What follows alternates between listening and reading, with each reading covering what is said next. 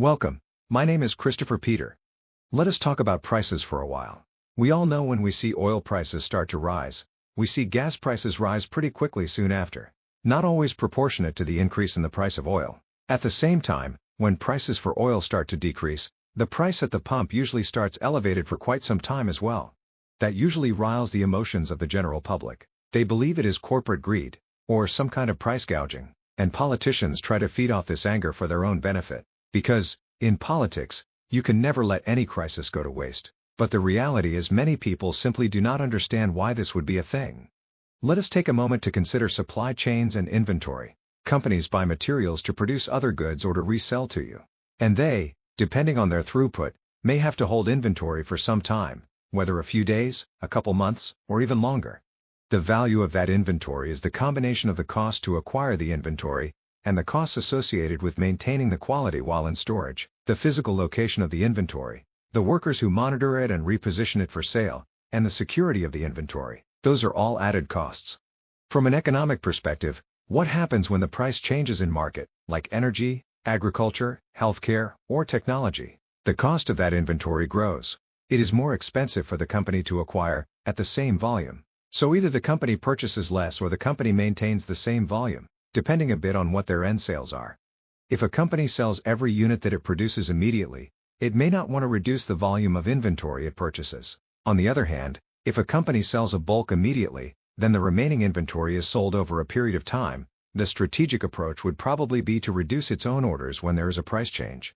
Now, the big picture is the fact that there is a price change that made the inventory more expensive to the overall market. The price change will always be passed on to the customer in some form, monetary or supply delay.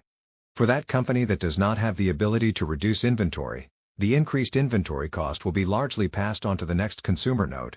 For a company that chooses to reduce inventory, products could take longer if consumer behaviors change in response, and higher prices could result at the retail level to temper demand.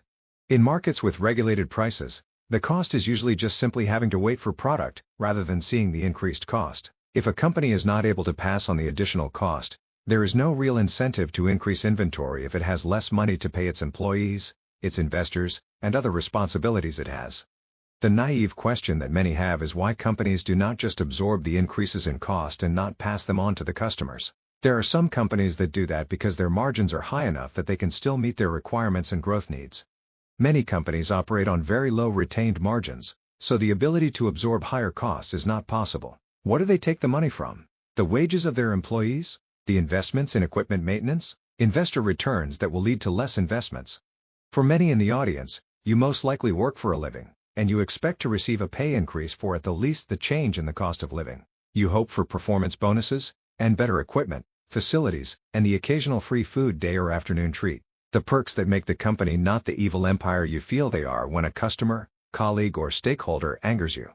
Business leaders have tough decisions when determining how much increased cost it can absorb and how much it can pass on without losing customers, sales, and market share. Depending on their competitive position, they may not be able to pass any cost on. Market leaders with superior quality enjoy the greatest ability to recoup higher expenses.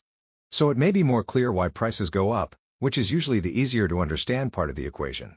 But why do they not go back down when the prices of inputs decrease? Again, it's the inventory cost. The inventory being sold is from the higher cost inventory.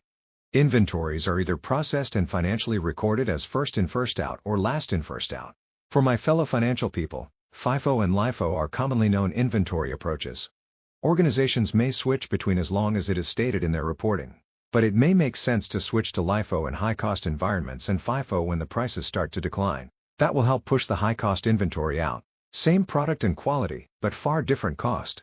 Now, I have spoken about inflation, which is the increase in the price level across an industry or economy, like we saw happen over the past 4 years in the sense of elevated inflation. There is always inflation, but when it creeps past the traditional targets, that is when it becomes an issue. Reducing inflation is the same exact issue. The price levels take a while to decline because the inventory across the economy and the price level across the broader input market has to decline for it to have a meaningful effect. That is largely why policies that aim to achieve short-term fixes do not yield results.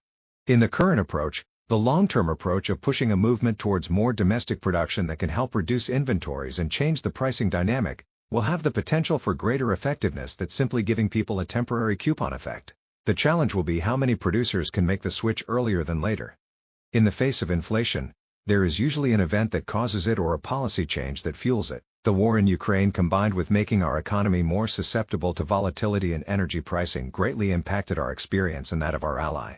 Russia is a major player in the global energy market, and the collective response created the global inflation, which needed policy accommodations that were not made. Politics and economics always are intertwined regardless of how we feel about the issues.